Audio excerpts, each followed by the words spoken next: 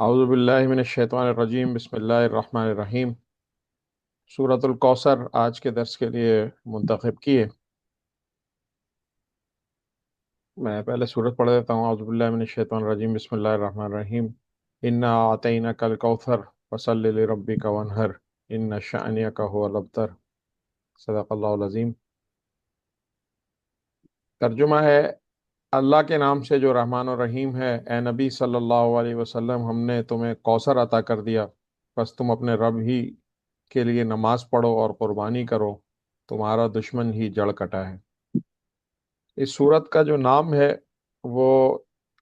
مولانا مودودی رحمۃ اللہ نے لکھا ہے کہ سورۃ الکوثر اس لیے ہے کہ اس میں پہلا لفظ جو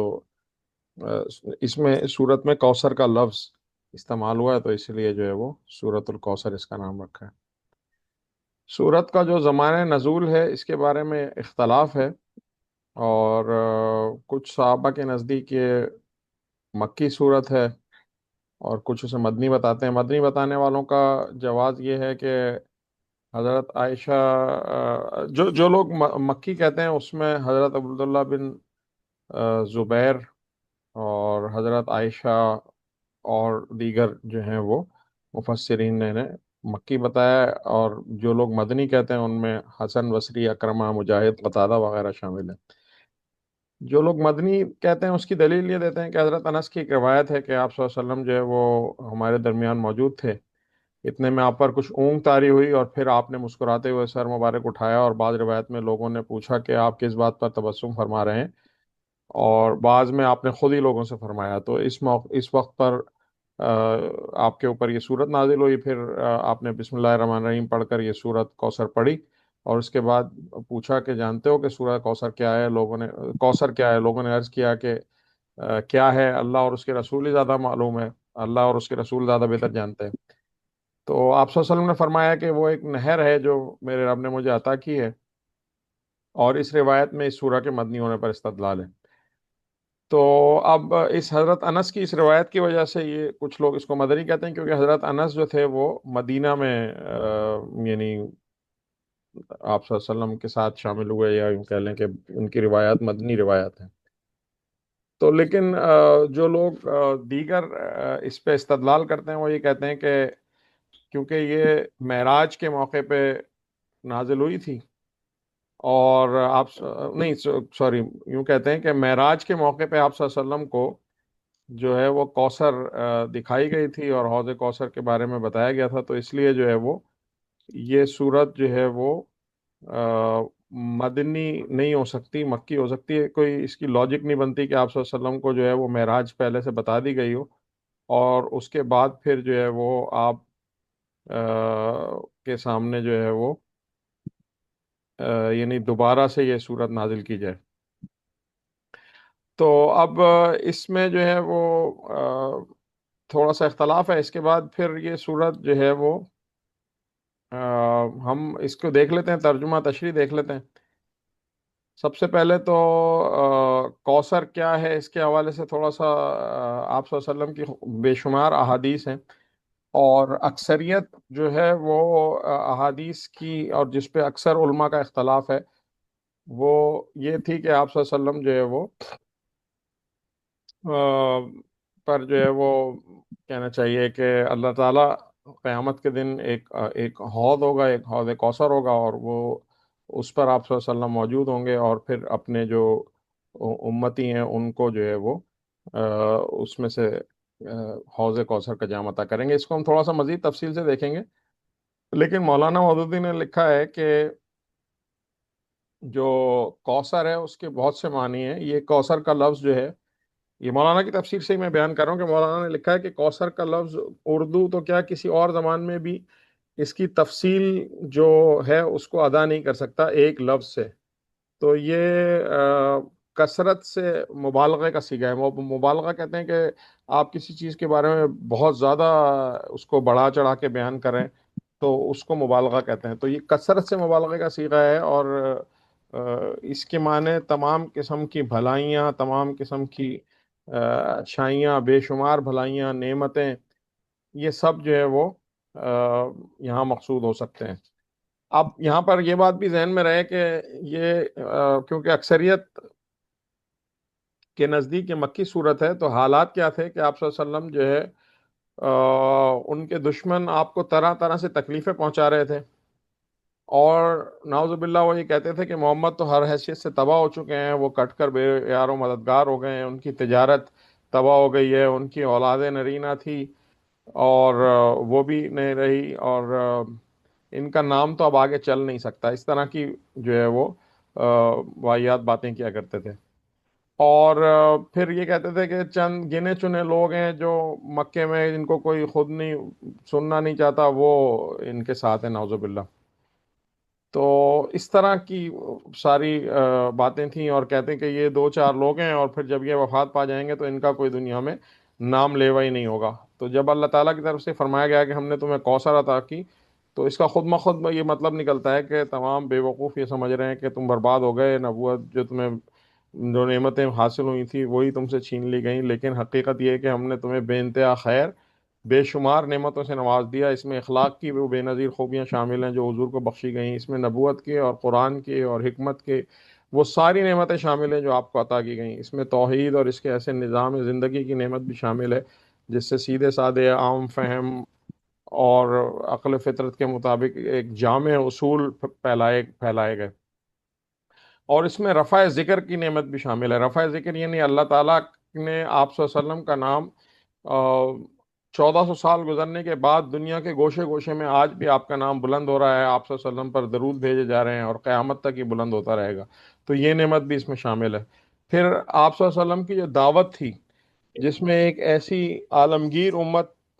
وجود میں آئی، تو یہ بھی اس کوثر کی نعمت میں شامل ہے کہ جو حق کا علمبردار بن کر اٹھی، اور پھر اس میں اس سے زیادہ نیک اور پاکیزہ اور بلند پایا انسان کی کسی کی ایسی امت پیدا نہیں ہوئی، اور پھر جو بگاڑ کی حالت کو پہنچ کر بھی دنیا کی سب قوموں کو بڑھ کر آخر اپنے اندر خیر رکھتی ہے۔ یعنی آپ دیکھتے ہیں کہ جو اللہ تعالیٰ نے دنیا میں جو قومیں بھیجی ہیں، ان کا جو بگاڑ ہے، اس دور میں آپ صلی اللہ علیہ وسلم کی امت ہی ہے جو بھلائی رکھتی ہے اور خیر رکھتی ہے۔ تو مولانا مودودی لکھتے ہیں کہ یہ کوثر جو ہے، یہ ساری چیزیں اس میں شامل ہیں۔ حالانکہ اللہ تعالیٰ نے آپ کو اولاد نرینہ سے محروم رکھا تو دشمن یہ سمجھتے تھے کہ آپ کا نام مٹ جائے گا، لیکن آپ صلی اللہ علیہ وسلم کا نام رہتی دنیا تک رہے گا، اور اللہ تعالیٰ نے اس کو مسلمانوں کی صورت میں ایک روحانی اور ایسی اولاد عطا کی کہ جو قیامت تک روئے زمین پر آپ کا نام روشن رکھے گی۔ اور بلکہ آپ کی صرف ایک ہی صاحبزادی حضرت فاطمہ سے جو آپ کو جسمانی اولاد عطا کی گئی ہے، دنیا بھر میں پھیلی ہوئی ہے، اور جس کا سرمایہ افتخار یہ ہے کہ حضور سے نسبت ان کا انتساب ہے۔ جو آپ دیکھتے ہیں کہ حضرت علی اور حضرت فاطمہ کی اولاد سے جو لوگ سید اپنے نام کے ساتھ لگاتے ہیں، تو آپ کو دنیا کے ہر گوشے میں وہ ملتے ہیں، اور وہ یہ بھی ایک اللہ تعالیٰ کی طرف سے ایک معجزہ ہے۔ تو یہ وہ نعمتیں ہیں جو دنیا میں لوگ دیکھ رہے ہیں کہ جس کی فراوانی اپنے حبیب صلی اللہ علیہ وسلم کو اللہ تعالیٰ نے عطا فرمائی۔ اس کے علاوہ کوثر سے مراد دو مزید عظیم نعمتیں ہیں جو آخرت میں اللہ تعالیٰ دے گا۔ ان میں سے ایک جو رسول اللہ صلی اللہ علیہ وسلم کو خبر دی اور بتایا کہ کوثر سے مراد وہ بھی ہے، ایک یہ کہ حوض کوثر جو کہ قیامت کے روز حشر میں آپ کو ملے گا، اور دوسرے نہر کوثر جو کہ جنت میں عطا فرمائی جائے گی۔ تو ان دونوں کے متعلق بھی کثرت سے احادیث ہیں، اور اس میں کوئی شبے کی گنجائش نہیں رہتی کہ اس صحت کے بارے میں۔ تو میں کچھ احادیث یہاں پہ پڑھ دیتا ہوں۔ جیسے مسلم میں یہ حدیث ہے کہ یہ حوض قیامت کے روز آپ کو عطا ہوگا، اس وقت اس سخت وقت میں جب کہ ہر ایک العطش العطش کہہ رہا ہوگا، آپ کی امت آپ کے پاس اس پر حاضر ہوگی اور اس سے سیراب ہوگی، آپ اس پر سب سے پہلے پہنچے ہوں گے اور اس کے وسط میں تشریف فرما ہوں گے۔ آپ کا ارشاد ہے کہ وہ ایک حوض ہے جس پر میری امت قیامت کے روز وارد ہوگی، اور میں تم سب سے پہلے اس پر پہنچا ہوں گا۔ تو یہ بخاری میں اور مسلم میں اور مسند احمد میں بہت ساری اس میں اور تھوڑے سے اختلاف کے ساتھ یہ حدیث بے شمار جگہ پہ موجود ہے۔ اچھا، اس کے بارے میں بے شمار حدیث ہیں۔ اسی طرح ایک حدیث کا مفہوم ہے کہ ابو حضرت ابو بردہ اسلمی سے پوچھا گیا کہ آپ نے حوض کے بارے میں سنا ہے نبی صلی اللہ علیہ وسلم سے؟ تو انہوں نے فرمایا ایک نہیں، دو نہیں، تین نہیں، چار نہیں، 5 بار سنا ہے، اور جو اس کو جھٹلائے اللہ اسے اس کا پانی نصیب نہ کرے۔ یہ ابو داؤد اور کتاب سنہ کی حدیث۔ یعنی صحابہ کے درمیان اس میں کوئی بڑی تعداد میں صحابہ نے روایت کی ہے اس کو کہ جو حوض کوثر ہوگا۔ اچھا، اس حوض کی کوثر کی وسعت کے بارے میں بھی بہت سی احادیث ہیں، کثیر روایات ہیں۔ اس میں ایک حدیث کا مفہوم یہ ہے کہ وہ ایلا، ایلا جو کہ اسرائیل میں موجود ہے، ایک بندرگاہ ایلات سے یمن کے صنعا تک، یا ایلا سے عدن تک، یا عمان سے عدن تک کا طویل ہوگا، اور اس کی چوڑائی اتنی ہوگی کہ ایلا سے جنہا یعنی جدہ سے ایک مقام ہے رابغ کے درمیان، وہاں تک کا فاصلہ ہے، یعنی ایک بہت بڑا اور بہت چوڑا ایک کہا جاتا ہے۔ تو مولانا نے لکھا ہے کہ ممکن ہے کہ موجودہ بحر احمر ہی حوض کوثر میں تبدیل کیا جائے، واللہ عالم بالسلام۔ یہ مولانا کی رائے ہے، اس کے بارے میں کوئی اتھینٹک نہیں کوئی یہ چیز کہی جا سکتی۔ اچھا، اس حوض کے بارے میں مزید اللہ تعالیٰ نے فرمایا کہ رسول اللہ صلی اللہ علیہ وسلم فرماتے ہیں کہ اس میں جنت کی نہر کوثر کا ذکر جو آگے آ رہا ہے، پانی ڈالا جائے گا، اور جنت سے جو ہے وہ 2 نالیاں ہوں گی جو اس میں پہنچائی جائیں گی۔ تو اس طرح کی مولانا نے تفسیر میں کافی ساری احادیث اس میں لکھی ہیں، اور اس کے بارے میں حضور نے بار بار اپنے زمانے میں لوگوں کو مطلع کیا کہ میرے بعد جو لوگ میرے طریقوں کو بدلیں گے۔ اچھا، یہ پھر ذہن میں رہے کہ حوض کوثر سے ایک دو کیفیات کے بارے میں ایک حدیث آپ صلی اللہ علیہ وسلم نے فرمائی کہ اس کا پانی دودھ سے، اور بعض روایت میں چاندی سے، اور بعض میں برف سے بھی زیادہ سفید، برف سے زیادہ ٹھنڈا، شہد سے زیادہ میٹھا، اور اس کی تہہ کی مٹی مشک سے زیادہ خوشبودار ہوگی، اور اتنے کوزے رکھے ہوں گے جتنے آسمان کے تارے۔ کوزے کہتے ہیں جو بھرنے کے لیے، ایک کہہ لیں آپ، جو پیمانہ کہہ لیں یا برتن کہہ لیں یا گلاس کہہ لیں، تو جو اس کا پانی پی لے گا اسے پھر کبھی پیاس نہ لگے گی، اور جو اس سے محروم رہ گیا وہ پھر کبھی سیراب نہیں ہوگا۔ سیراب مطلب کہ آپ کہتے ہیں نا پانی پی لیتے ہیں اور آپ کو ایک یعنی سیراب ہو جاتے ہیں آپ پانی پی کے۔ تو یہ باتیں تھوڑے تھوڑے لفظی اختلاف کے ساتھ بکثرت احادیث میں منقول ہیں، جو کہ بخاری، مسلم اور مسند احمد، اس طرح کی بہت ساری مستند احادیث ہیں۔ اچھا، اس کے بارے میں حضور صلی اللہ علیہ وسلم نے یہ بھی مطلع کیا اور متنبع کیا لوگوں کو کہ دیکھیں یہ حوض کوثر سے کچھ لوگ ہوں گے جو ہٹا دیے جائیں گے، اور وہ لوگ ہوں گے جو میرے طریقے کو بدل دیں گے، انہیں ان پر آنے نہیں دیا جائے گا۔ میں کہوں گا کہ یہ میرے اصحاب ہیں، تو مجھ سے کہا جائے گا آپ کو نہیں معلوم آپ کے بعد انہوں نے کیا کیا، اور پھر اس کے بعد میں بھی انہیں دفع کر دوں گا اور کہوں گا دور ہو۔ تو یہ مضمون جو ہے وہ اس طرح کا مضمون بکثرت احادیث میں بیان ہوا ہے، اور ہم پیچھے مختلف دروس میں اس پہ ڈسکشن کر بھی چکے ہیں کہ ایک مسکنسیپشن جو امت مسلمہ میں، خاص طور پہ امت محمد میں، ہماری نبی صلی اللہ علیہ وسلم کی امت میں پیدا ہو گیا ہے، یہودیوں کی طرح کا کانسیپٹ کہ نعوذ باللہ ہم تو بس بخشے بخشے ہیں، آپ صلی اللہ علیہ وسلم ہمیں حوض کوثر پہ جام عطا کریں گے اور بس ہم سیدھا جنت میں جا رہے ہوں گے۔ اس طرح کا معاملہ نہیں ہے، بلکہ آپ صلی اللہ علیہ وسلم خود فرما رہے ہیں حدیث میں کہ جو لوگ میری طریقے کو بدل دیں گے اور میری اس پہ سنت پہ، اور یعنی یوں کہہ لیں آپ کی لائی ہوئی شریعت پہ عمل نہیں کریں گے، تو وہ پھر یعنی اس میں داخل نہیں ہو سکیں گے۔ ایک اور جو اس حوالے سے حدیث کا ٹکڑا یہاں بیان ہوا ہے، مولانا نے لکھا ہے تفسیر میں، خبردار رہو، میں تم سے آگے حوض کوثر پر پہنچا ہوا ہوں، تمہارے ذریعے سے دوسری امتوں کے مقابلے میں اپنی امت کی کثرت پر فخر کروں گا، اس وقت میرا منہ کالا نہ کروانا، خبردار رہو، کچھ لوگوں کو میں چھڑواؤں گا اور کچھ لوگ مجھ سے چھڑائے جائیں گے، یعنی وہ نہیں لانے دیا جائے گا انہیں حوض کوثر پہ۔ میں کہوں گا اے پروردگار یہ تو میرے صحابی ہیں، وہ فرمائے گا نہیں، تم نہیں جانتے انہوں نے تمہارے بعد کیا نرالے کام کیے ہیں۔ تو ابن ماجہ کی حدیث میں کہ یہ آپ صلی اللہ علیہ وسلم نے عرفات کے خطبے میں یہ الفاظ فرمائے تھے۔ تو یعنی ہمیں یہاں پر یہ بات ثابت ہوتی ہے کہ حضور کے بعد قیامت تک آنے والے مسلمانوں کو خبردار کیا گیا ہے کہ اگر میرے طریقے سے ہٹ کر چلیں گے، اس میں رد و بدل کریں گے، تو آپ کے حوض سے ہٹا دیا جائے گا، یعنی یوں کہہ لیں کہ آپ کی جو شفاعت ہے وہ ان کو نصیب نہیں ہوگی۔ تو اب اس حوض کے بارے میں 50 سے زیادہ صحابہ نے روایت مروی کی ہیں، اور اس میں ایک پورے یعنی یوں کہہ لیں کہ امام بخاری نے ایک پورا چیپٹر اس میں باندھا ہے، جس کا عنوان جو ہے وہ رکھا ہے کہ فی الحوض قول اللہ انا اعطیناک الکوثر۔ اور حضرت انس کی روایت میں تو یہ تصریح ہے کہ یہ وہ حوض ہے جو میری امت پر وارد ہوگی۔ تو یہ تو اس کے بارے میں چیزیں تھیں۔ ہم تھوڑا سا اب جو آگے بڑھتے ہیں، تو یعنی جو ہم نے ترجمہ پڑھا کہ ان آتے نقل کوثر، تو اب آگے اللہ تعالیٰ فرما رہا ہے کہ فصل لربک وانحر، فصل یعنی پس پڑھو، پس تم اپنے رب کے لیے ہی نماز پڑھو اور قربانی کرو۔ تو اس کی مختلف تفاسیر میں مختلف بزرگوں سے جو چیزیں منقول ہیں، اس میں ایک ہے بعض نے اس کو صرف 5 وقتہ نماز لیا ہے، یعنی جو کہنا چاہیے کہ جو ہم نماز پڑھتے ہیں، اور بعض اسے جو ہے وہ بقرعید کی نماز لیتے ہیں، اور بعض کہتے ہیں کہ بجائے خود نماز مراد ہے، یعنی اسی طرح ونہر یعنی نہر کرو۔ بعض جلیل القدر بزرگوں نے یہ منقول ہے کہ نماز میں دائیں یا بائیں ہاتھ پھیر کر سینے پہ ہاتھ باندھنا، تو بعض کا قول یہ ہے کہ اس سے مراد نماز شروع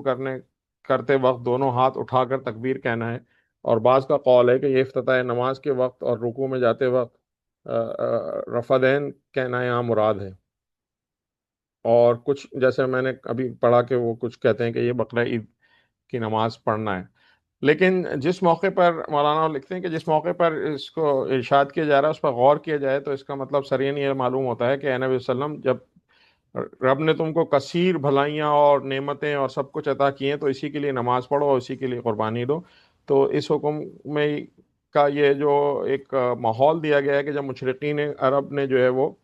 مشرقین اپنے خود ساختہ معبودوں کی عبادت کرتے تھے، تو انہی کے آستانوں پر قربانیاں چڑھاتے تھے، تو بس حکم یہ ہوا ہے کہ مشرقین کے برعکس تم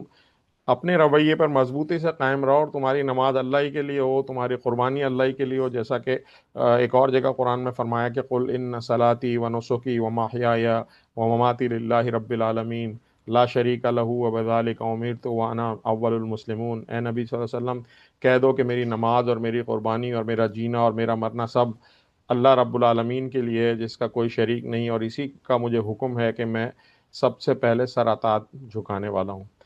تو یہی مطلب جو ہے وہ بہت سارے جو صحابہ میں سے عبد مطلب ابن عباس، عطا، مجاہد، اکرمی، اور یہ جو مختلف مفسرین ہیں، انہوں نے لیا ہے کہ البتہ یہ اپنی جگہ بالکل صحیح ہے کہ رسول اللہ علیہ وسلم نے جب مدینہ میں اللہ تعالیٰ کے حکم سے بقرعید کی نماز اور قربانی کا طریقہ جاری کیا، تو یہ آیت اس آیت کی بنا پر ان صلاتی اور ان آتے کل کوثر فصل ربی کا ونہر کو نماز میں مقدم اور مؤخر رکھا گیا، تو آپ نے یہ عمل بھی اختیار کیا کہ وہ نماز میں یہ پڑھتے تھے۔ لیکن یہ اس کا مطلب یہ نہیں ہے کہ مولانا نے لکھا ہے کہ اس آیت کی تفسیر نہیں، بلکہ نہ اس کے شان نزول ہے، بلکہ ان آیت کا حضور نے استنباط کیا ہے کہ آپ اس کو وہاں پر بھی لیا ہے۔ اچھا، آگے دیکھتے ہیں کہ ان شانیہ کا ہو الابتر، بے شک تمہارا دشمن ہی جڑ کٹا ہے۔ اب یہاں پر جو لفظ استعمال ہوا ہے شانیہ کا، تو شانی جو ہے وہ شن سے ہے، یعنی اس کے معنی ایسے بغض اور ایسی عداوت کے ہیں کہ جس کی بنا پر کوئی شخص کسی دوسرے کے ساتھ بدسلوکی کرنے لگے۔ یعنی اب جو ہے وہ قرآن مجید میں دوسری جگہ بھی ایک جگہ ارشاد ہوا ولا یجرمنکم شنآن قوم علی اللہ تعدلوا، اور اے مسلمانوں کسی گروہ کی عداوت تمہیں اس زیادتی پر آمادہ نہ کر دے کہ تم جو ہے وہ انصاف نہ کرو۔ تو شانیہ سے مراد ہر وہ شخص ہے جو رسول اللہ صلی اللہ علیہ وسلم کی دشمنی اور عداوت میں ایسا اندھا ہو جائے کہ وہ آپ کو عیب لگاتا ہو، آپ کے خلاف بدگوئی کرتا ہو، آپ کی توہین کرتا ہو، اور آپ پر طرح طرح کی باتیں چھانٹ نکالتا ہو۔ جیسے ہم نے ابھی انٹروڈکشن میں یہ بات دیکھ لی ہے، ڈسکس کیا ہے کہ جو مشرکین تھے وہ نعوذ باللہ آپ صلی اللہ علیہ وسلم کو کہتے تھے کہ بس یہ تو ان کے تو اللہ نے نرین اولاد بھی نہیں دی، یہ ایسے غریب سے لوگ ان کے ساتھ ہیں، یہ بس نعوذ باللہ ختم ہو جائیں گے۔ آگے اللہ تعالیٰ فرما رہا ہے کہ هو الابتر، هو الابتر سے مراد یہ ہے کہ یعنی وہ آپ کو ابتر کہتا ہے، یعنی حقیقت یہ ہے کہ وہ خود ابتر ہے۔ ان لوگوں کے بارے میں اللہ تعالیٰ فرما رہا ہے کہ جو آپ کے بارے میں یہ بری باتیں کرتے ہیں وہ خود ابتر ہیں۔ تو ابتر کی تشریح ہم پہلے سورہ کے دیباچے میں بھی ابھی ہم یعنی اس کے انٹروڈکشن میں بھی ہم کچھ سوچ چکے ہیں کہ جس کے معنی ہیں کاٹنے کے، یعنی محاورے میں یہ وسیع معنوں میں استعمال ہوتا ہے، اور حدیث میں نماز کی ایک رکعت کو جس کے ساتھ کوئی دوسری رکعت نہ پڑھا جائے اسے بھی بتیرا کہا گیا ہے، اور یعنی اکیلی رکعت۔ تو ایک اور حدیث میں یہ ابتر کا لفظ استعمال ہوگا، ہر وہ کام جو کوئی اہمیت رکھتا ہو اللہ کی حمد کے بغیر شروع کیا جائے تو وہ ابتر ہے، یعنی اس کی جڑ کٹی ہوئی ہے، یعنی اسے کوئی استحکام نصیب نہیں ہے، یا اس کا کوئی انجام اچھا نہیں ہے، تو یہ مراد ہے۔ ایسا نامراد آدمی کو ابتر کہتے ہیں کہ جو ذرائع اور وسائل سے محروم ہو جائے وہ ابتر کہلاتا ہے۔ جس شخص کے لیے کوئی خیر اور بھلائی کی توقع نہ رہے اس کے بارے میں کہتے ہیں کہ یہ ابتر ہے۔ جس سے کوئی کامیابی کی سب امیدیں منقطع ہو گئی ہوں وہ ابتر کہلاتا ہے۔ کوئی ایسا آدمی جو کنبے اور برادری اور اس طرح کے دوست احباب ان سب سے کٹ کر اکیلا رہ گیا اس کو بھی ابتر کہتے ہیں۔ اور اسی طرح سے جس آدمی کی کوئی نرینہ اولاد نہ ہو یا مر گئی ہو اس کے لیے بھی ابتر کا لفظ بولا جاتا ہے، کیونکہ اس کے پیچھے کوئی نام لیوا باقی نہیں رہتا تو مرنے کے بعد بے نام و نشان ہو جاتا ہے۔ تو یہ سارے ابتر کے معنی ہیں،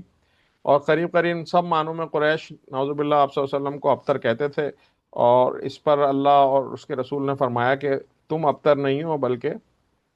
اللہ تعالیٰ نے آپ صلی اللہ علیہ وسلم کے ذریعے فرمایا کہ اے نبی صلی اللہ علیہ وسلم تم ابتر نہیں ہو بلکہ یہ تمہارا دشمن ابتر ہے۔ تو یہ محض کوئی جوابی حملہ نہ تھا، بلکہ در حقیقت یہ قرآن نے ایک بڑی پیشن گوئی کی تھی، اور جو حرف بحرف بالکل ٹھیک ثابت ہوئی ہے۔ اب ہم یہ بات ڈسکس کر چکے ہیں کہ کس طرح سے جو ہے وہ اللہ تعالیٰ نے آپ صلی اللہ علیہ وسلم کی جو اولاد، یعنی جو حضرت فاطمہ کی اولاد ہے اس کو کتنا بڑا پھیلایا، اور پھر اسی طرح سے جو روحانی اولاد ہے اس کو کتنا بڑا پھیلایا۔ اسی طرح سے آپ یہ دیکھیں کہ قریش کے بڑے بڑے سردار کیسے ابتر ہو گئے، یعنی ان کا کوئی نام لینے والا آج نہیں موجود کہ کوئی اپنے آپ کو بتاتا ہو کہ میں ابو جہل کا بیٹا ہوں، یا ہمارے دادا تھے ابو جہل، یا ہم ان کی نسل میں سے ہیں، یا اسی طرح سے کوئی ابو لہب کا اپنے آپ کو کوئی اولاد بتاتا ہو۔ بلکہ آپ یہ دیکھیں کہ جو آپ صلی اللہ علیہ وسلم کے ساتھ جو لوگ اسلام لے آئے اور ان کے پھر نام جو ہیں وہ، اور کس طرح سے اللہ تعالیٰ نے پھر فتح مکہ کے موقع پہ یا سارے موقعوں پہ کیسے نعمتیں آپ کو عطا فرمائیں، اور کس طرح سے آپ کے مددگار اور سارے بنتے چلے گئے۔ اور اسی طرح سے آپ یہ دیکھیں کہ جو تجارت کی اجارہ داری تھی، جو حج کا نظم و نسق تھا، وہ سارے قبائل بھی جو ہے وہ آہستہ آہستہ اسلام لاتے چلے گئے، اور پھر چند سالوں میں سارے حالات بدل گئے۔ اور غزوہ احد کے بعد تو پھر قریش جو ہیں وہ یعنی آخری لڑنے کے لیے آئے، اور یہودی قبائل بھی مدینے پہ چڑھ دوڑے، لیکن اللہ تعالیٰ نے آ، خندق کا ایک موقع ہوا جس میں مدافعت کی مسلمانوں نے، اور پھر 3 ہی سال بعد جب فتح مکہ ہوئی تو پھر کوئی بھی نہیں تھا کہ جو ان کے ساتھ دیتا، اور اس طرح سے مشرکین مکہ خود ہی وہاں سے مٹتے چلے گئے، یعنی ایک طرح سے وہ ابتر ہو گئے۔ تو آپ یہ دیکھیں کہ اللہ کے نبی صلی اللہ علیہ وسلم کو اللہ تعالیٰ نے کس طرح سے جو ہے وہ ایسے حالات میں یہ انا اعطینا کل کوثر یہ صورت نازل کی کہ جب آپ مکے کے اندر پریشان حال، ایک طرح سے کہنا چاہیے پریشان اس طرح کہ ہر طرف سے کفار اور مشرکین آپ کے اوپر اور آپ کے صحابہ پہ ظلم ڈھا رہے تھے، اور پھر جو ہے وہ یہ دور ہوا۔ تو اب آپ یہ دیکھیں کہ آپ کے دشمن جو ہیں وہ بالکل بے بس اور بے مددگار ہو کے رہ گئے اس سارے ود ان فیو ایئرس، یعنی 8 ہجری کا واقعہ ہے نا فتح مکہ۔ تو آپ نے اس کے بعد پھر آپ یہ دیکھیں کہ وفود آتے رہے، بیعت کرتے چلے گئے، اور پھر آپ کے دشمن جو ہے بالکل نام و نشان ہو گیا۔ جیسے میں نے آپ کو یہ بات کی کہ آج کے دور میں اگر آپ دیکھیں تو کوئی اپنے آپ کو ابو جہل، ابو لاس، آس بن وائل، یا اسی طرح کے جو مشرکین اور منافقین تھے ان سے اپنے آپ کو کوئی حوالہ نہیں دیتا، اور لیکن جو لوگ اسلام لے آئے ان کو ان کی آپ دیکھیں کہ نسلیں کہاں کہاں پہنچیں، اور ان کی دور دور تک بھیجا جاتا ہے۔ تو آپ صلی اللہ علیہ وسلم پہ اس کے برعکس جو ہے وہ دنیا بھر میں درود بھیجا جاتا ہے، کروڑوں مسلمان آپ سے نسبت رکھتے ہیں، اور لاکھوں انسان ہی نہیں بلکہ ان کے خاندان بھی ہیں جو آپ سے انتساب کو اپنا شرف سمجھتے ہیں۔ کوئی سید ہے، کوئی علوی ہے، کوئی عباسی ہے، کوئی ہاشمی ہے، کوئی صدیقی، فاروقی، عثمانی، یہ سارے، یا زبیری، یہ سب انصاری، یہ سارے نام کون ہیں؟ یہ سب وہ ہیں کہ جو اسلام کے اور مسلمان ہونے کے تعارف سے جو ہے وہ پوری دنیا میں پھیلے،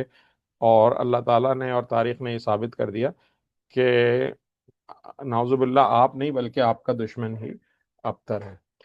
تو بس یہ سورہ ہمیں بھی یہ پیغام دیتی ہے کہ آپ صلی اللہ علیہ وسلم کا جو پیغام ہے اور جو دین کی دعوت ہے اس کو پھیلانے کے لیے جب آپ نے اتنی مشکلات اٹھائیں، اور پھر آپ نے یہ بھی فرما دیا کہ جو میں نے ابھی ایک حدیث بتائی کہ قیامت کے دن کوثر سے کون محروم ہو جائے گا؟ جو آپ کی سنت پہ، آپ کی طریقے پہ عمل نہیں کرے گا۔ تو اللہ تعالیٰ سے دعا ہے کہ وہ ہمیں آپ صلی اللہ علیہ وسلم کی سنت پہ، آپ صلی اللہ علیہ وسلم کے طریقے پہ عمل کرنے والا بنائے، اور آخرت میں ان لوگوں میں شامل فرمائے کہ جن کو جام کوثر اور حوض کوثر عطا ہو۔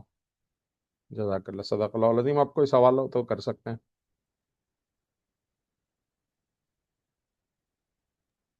مائک آن کر کے سوال کر سکتے ہیں اگر کوئی سوال کرنا ہو۔ جزاکم اللہ خیر الجزائے، بہت ہی عمدہ درس دیا آپ نے، اللہ تبارک و تعالیٰ آپ کو بہترین اجر عطا فرمائے۔ جزاک اللہ۔ آپ کچھ بات کرنا چاہیں پروفیسر صاحب؟ اگر باقی دوست کچھ سوالات کرنا چاہتے ہیں تو پہلے وہ کر لیں، اس کے بعد مجھے آپ موقع دیجیے گا۔ جی، کوئی بھی صاحب سوال کرنا چاہیں پلیز مائک آن کریں۔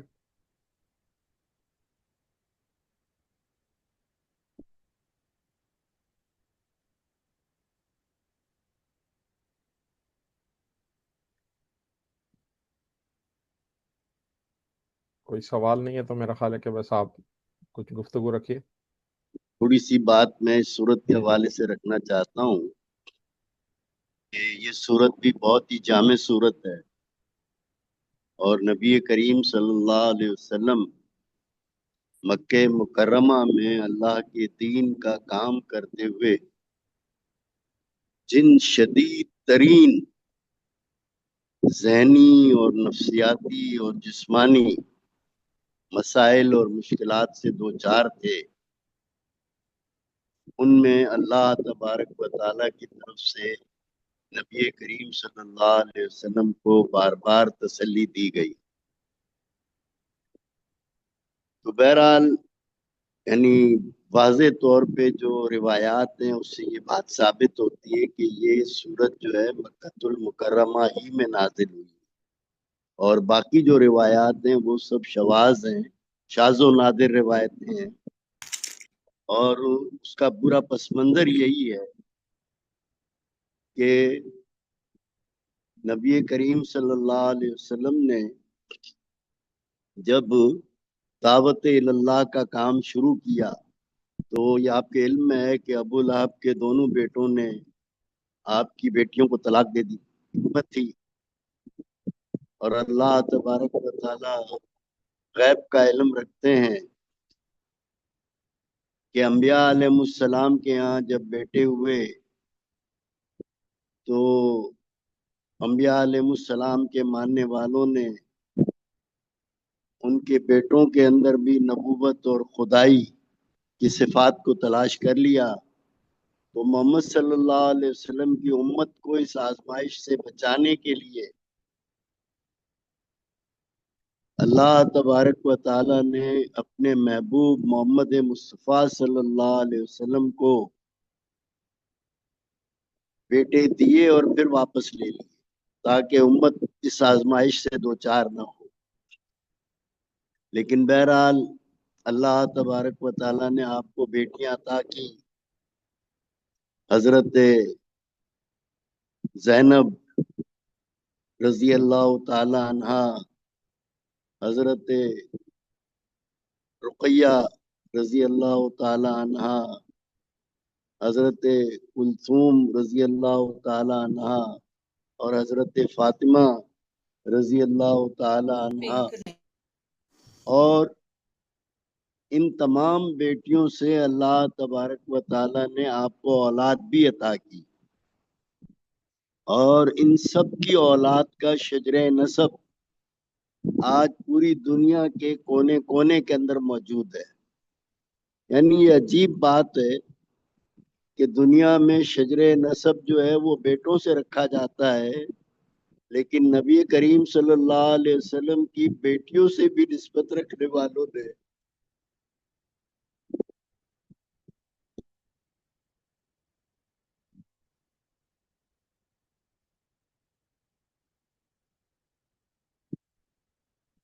اس نسبت کو اپنے سینے سے لگا کے رکھا ہے،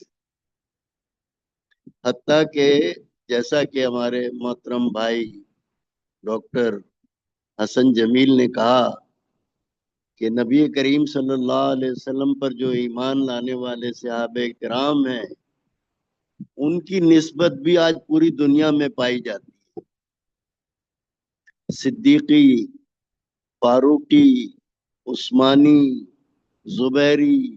اور بے شمار انصاری، یہ تمام نسبتیں سب نبی کریم صلی اللہ علیہ وسلم کی نسبت سے ہی ہیں. تو اس صورت کا بنیادی، یعنی اس کو کہنا چاہیے نیوکلس، یہ ہے کہ کفار اس بات کا پروپیگنڈا کر رہے تھے کہ آپ کا کوئی لڑکا نہیں ہے، کوئی نرینہ اولاد نہیں ہے، کل آپ کا کوئی نام لینے والا نہیں ہوگا. میرے نوجوان دوست اکثر یہ کیلکولیشن کر کے بتاتے ہیں کہ آج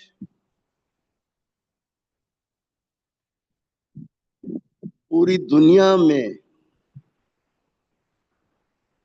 کوئی ایسی سیکنڈ نہیں گزرتی ہے کہ جس میں دنیا کے کسی کونے میں اشہد ان محمد رسول اللہ کی آواز نہ گونج رہی ہو.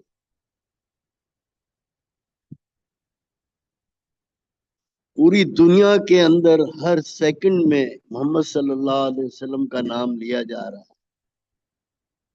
اور دنیا میں آج محمد صلی اللہ علیہ وسلم سے زیادہ محبوب ہستی دنیا کی کوئی ہستی نہیں ہے. حتیٰ کہ مغرب کے ایک اسکالر نے دنیا کے محبوب ترین انسانوں کی فہرست بنائی تو اس میں سب سے ٹاپ پر محمد صلی اللہ علیہ وسلم کے نام کو رکھا. تو کفار تو اس بات کا تانا دیتے تھے کہ آپ کی کوئی نرینہ اولاد نہیں ہے اور آپ کے جانے کے بعد آپ کا کوئی نام لینے والا نہیں ہوگا، آپ کی دعوت کو کوئی لے کر چلنے والا نہیں ہوگا. تو بہرحال نبی کریم صلی اللہ علیہ وسلم پر اور صحابہ کرام پر اس کے اثرات ہوتے تھے. ان اثرات کو زائل کرنے کے لیے اللہ تبارک و تعالیٰ نے قرآن مجید میں مسلسل آیات نازل کی. سورۃ اللہب بھی اسی سلسلے کی ایک سورت ہے کہ جس میں آپ کے شدید ترین دشمن ابو لہب کے حوالے سے بات کہی گئی کہ یہ آپ کو تباہ و برباد کر دینا چاہتا ہے، آپ کی بیٹیوں کو طلاق دلوا دی، یہ خود ہلاک ہو جائے گا اور اس کی بیوی بھی ہلاک ہو جائے گی، اور اس کو اس کا مال، اس کا خاندان، اس کے وسائل، اس کی طاقت اور اس کی قوت کوئی چیز کام نہیں آئے گی دنیا کے. تو اللہ تبارک و تعالیٰ نے محمد صلی اللہ علیہ وسلم کو تسلی دی، آپ کی حوصلہ افزائی کی کہ اے محمد صلی اللہ علیہ وسلم، آپ کی نرینہ اولاد تو نہیں ہے زندہ، لیکن آپ کا نام قیامت تک اللہ کے نام کے ساتھ پوری دنیا میں لیا جائے گا. اور آج لا الہ الا اللہ محمد رسول اللہ واشہد ان محمد رسول اللہ اذان میں پوری دنیا میں گونج رہا ہے. اور پوری دنیا کے اندر سب سے پاپولر نام جو ہے وہ محمد صلی اللہ علیہ وسلم کا نام ہے. اور اللہ تبارک و تعالیٰ نے محمد صلی اللہ علیہ وسلم کے تمام دشمنوں کو ناکام کر دیا، نیست و نابود کر دیا.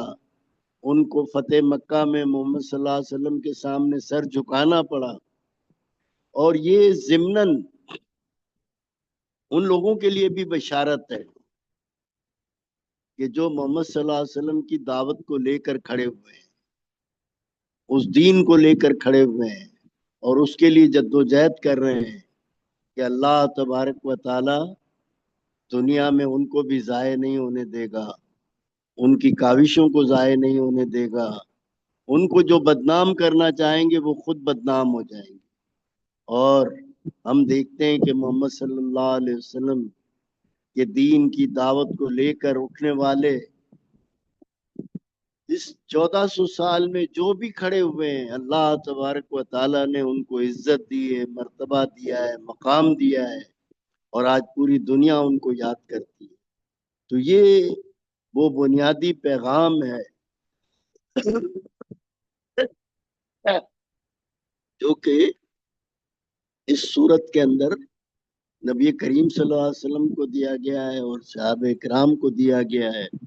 اور نبی کریم صلی اللہ علیہ وسلم کے دین کا کام لے کر اٹھنے والوں کو یہ بات کہی گئی ہے کہ یہ جو دعوت تم لے کر اٹھے ہو، یہ جو کام لے کر اٹھے ہو، یہ تو غالب ہو کر رہے گا۔ بس تمہارا یہ کام ہے کہ یہ کام کرتے جاؤ اور فصلی نماز پڑھتے رہو۔ مکہ مکرمہ میں یہ بات کہی جا رہی ہے تو اس وقت 5 وقتہ نماز تو فرض نہیں ہوئی تھی، قربانی بھی فرض نہیں ہوئی تھی، لیکن نفل نمازیں اس وقت بھی تھیں، صحابہ کرام بھی اور نبی کریم صلی اللہ علیہ وسلم بھی پڑھتے تھے اور قربانی بھی کرتے تھے۔ تو یہ دونوں باتیں مکہ مکرمہ پر بھی صادق آتی ہیں کہ آپ یعنی اللہ کے سامنے کھڑے ہو جائیں اور قربانی کریں۔ تو قربانی جو ہے وہ مالی قربانی کی طرف بھی اشارہ ہے کہ آپ جانور کی قربانی بھی کریں، اللہ کے راستے میں اپنا مال بھی لگائیں۔ تو بس یہی چند باتیں میں رکھنا چاہتا تھا۔ جزاک اللہ، بہت شکریہ۔ دعا کروا دیجیے پروفیسر صاحب۔ الحمد للہ رب العالمین، والصلاة والسلام علی النبی الکریم، ربنا تقبل منا انک انت السمیع العلیم، اللہم صل علی محمد وعلی آل محمد کما صلیت علی ابراہیم وعلی آل ابراہیم انک حمید مجید، اللہم بارک علی محمد وعلی آل محمد کما بارکت علی ابراہیم وعلی آل ابراہیم انک حمید مجید، اللہم انصر من نصر دین محمد صلی اللہ علیہ وسلم واجعلنا منہم، یا الہ العالمین یا ارحم الراحمین۔ جو محمد صلی اللہ علیہ وسلم کے دین کو، آپ کے پیغام کو لے کر کھڑے ہوئے ہیں، یا اللہ آج بھی ان کی مدد فرمائیے، ان کی نصرت فرمائیے، یا اللہ اپنے فرشتوں کو نازل فرمائیے، اپنی مدد ان کو حاصل کیجیے، اور یا اللہ ہمیں ان کا بھرپور ساتھ دینے کی قوت عطا فرمائیے، طاقت عطا فرمائیے۔ وَخْذُلْ مَنْ خَذَلَ دِينَ محمد صلی اللہ علیہ وسلم وَلَا تَجْعَلْنَا مِنْهُمْ، یا الہ العالمین یا ارحم الراحمین۔ آج دنیا میں جو بھی جس بھی ملک سے، جس بھی علاقے سے، جس بھی زبان سے، جس بھی مذہب سے تعلق رکھنے والے محمد صلی اللہ علیہ وسلم کے دین کو ناکام کرنا چاہتے ہیں، ذلیل اور خوار کرنا چاہتے ہیں، یا اللہ انہی کو ناکام کر دیجئے، انہی کو ذلیل کر دیجئے، اور یا اللہ ہمیں ان میں سے بچا لیجئے، یا آمین، اللہ ہمیں ان میں سے نہ کیجئے۔ ربنا ثبت اقدامنا وانصرنا علی القوم الکافرین، آمین، یا الہ العالمین ہمارے قدموں کو، ہمارے دلوں کو حق پر ثابت قدمی عطا فرمائیے، یا آمین، الہ العالمین ہماری مدد فرمائیے، یا الہ العالمین یا ارحم الراحمین۔ یا اللہ محمد صلی اللہ علیہ وسلم کی امت پر اپنی رحمت نازل فرما، یا آمین، اللہ محمد صلی اللہ علیہ وسلم کی امت کو قوت طاقت عطا فرما، آمین، اتحاد عطا فرما، آپس میں محبت عطا فرما، یا الہ العالمین دشمن کی چالوں کو سمجھنے کی اور ان سے بچنے کی توفیق عطا فرما۔ آمین، اللہم انصر من نصر دین محمد صلی اللہ علیہ وسلم واجعلنا منہم، اللہم اہدنا واہد بنا واجعلنا ہداة مہدیین، اللہم اشف مرضانا ومرضى المسلمین۔ یا الہ العالمین جتنے بیمار ہیں ان سب کو شفاء کاملہ عاجلہ عطا فرما، اللہم ارزقنا رزقا حلالا طیبا، یا الہ العالمین یا ارحم الراحمین ہمیں وسعت کے ساتھ رزق حلال عطا فرما، یا اللہ جو بے روزگار ہیں ان کو روزگار عطا فرما، یا اللہ ہمارے بھائیوں اور بہنوں اور بیٹیوں کی جتنی دعائیں ہیں یا اللہ ان سب دعاؤں کو یا اللہ اس فضیلت والے شوال کے مہینے کی برکت سے شرف قبولیت عطا فرما۔ ربنا حب لنا من ازواجنا وذریاتنا قرۃ اعین واجعلنا للمتقین اماما۔ فاطر السماوات والارض انت ولی فی الدنیا والآخرہ، توفنی مسلما وعلحقني بالصالحين، وصلى الله تعالى على خير خلقه محمد وآله وأصحابه أجمعين برحمتك يا أرحم الراحمين۔ جزاک اللہ۔